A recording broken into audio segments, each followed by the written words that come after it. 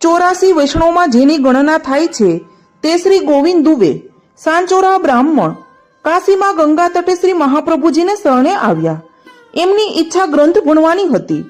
શ્રી વલ્લભે ગીતાના એક શ્લોકનો અર્થ સમજાવ્યો અને આજ્ઞા કરી કે હવે આખી ગીતાનો પાઠ કરો. ભાવાર્થ મનમાંથી સ્ફુરિત થતો રહેશે. અને એમ જ થયું. ગુરુ કૃપા થાય ત્યાં શું અશક્ય છે. પછી ભગવદ સેવાની આજ્ઞા થઈ. ઘેર આવીને સેવા કરવા લાગ્યા.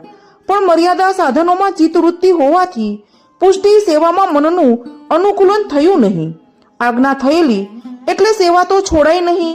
મન દ્વિઘામાં રહ્યું એટલે આનંદ આવે નહીં અને ચિંતા ઉદ્વેગ થયા કરે. મારું શું થશે, ખરેખર શું કરું તો તરું, એમ સંકલ્પ વિકલ્પ થયા કરે. પોતાની મેળે મનનું સમાધાન સાધી શક્યા નહીં. ગુરુદેવને પત્ર લખ્યો, બધી વિનંતી કરી. આપશ્રીએ પ્રત્યુત્તરમાં નવરત્નના 9 શ્લોક લખી મોકલ્યા. તેનો નિત્ય પાઠ કરવાની આજ્ઞા કરી.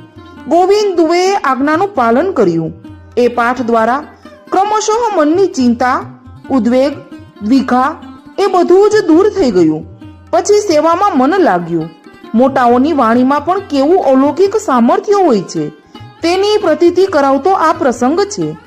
બધું કરવા છતાં આપણું મન જો અલૌકિક કાર્યોમાં ન લાગતું હોય, લૌકિક ચિંતા ઉદ્વેગ એમાં નડતા હોય, તો એ નડતર દૂર કરવા આ નવરત્નનો પાઠ કરવો. શ્રી મહાપ્રભુજીએ ગોવિંદ દુબેના મિસથી આપણે માટે અમૂલ્ય ઉપદેશ પ્રકટ કર્યો છે. એક રત્ન હીરો પ્રાપ્ત થાય તો એ લૌકિક દારિદ્ર્ય મિટાવે છે, તો આ તો અવલૌકિક નવરત્નનો સમૂહ આપણા આત્માનું દારિદ્ર્ય કેમ ન મિટાવે. શ્રી હરિરાયજી આજ્ઞા કરે છે કે વિરહ અને તાપ કલેશ એ જુદું તત્વ છે, ઉત્તમ છે. લીલાધામ ગોલોકમાં જે અલૌકિક આનંદ છે તેને જ શ્રી વલ્લભે આપણે માટે ભૂતલ પર પ્રગટ કર્યો છે.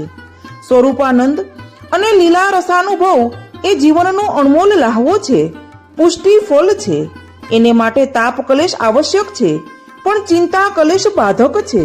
પુષ્ટિ માર્ગનું સ્વરૂપ સમજાય નહીં, ચિત્ત વૃત્તિ અન્ય સાધનોમાં રહે તો સેવા કરવા છતાં ઉદ્વેગ રહે. લૌકિક ચિંતાઓ પણ બાધક થાય. એમાં માત્ર જપ પાઠથી લાભ થાય અને નવરત્નના પદે પદના અર્થભાવ સમજાય, અંતરમાં ઉતરે તો તરત જ ચિંતા નિવૃત્તિ થાય.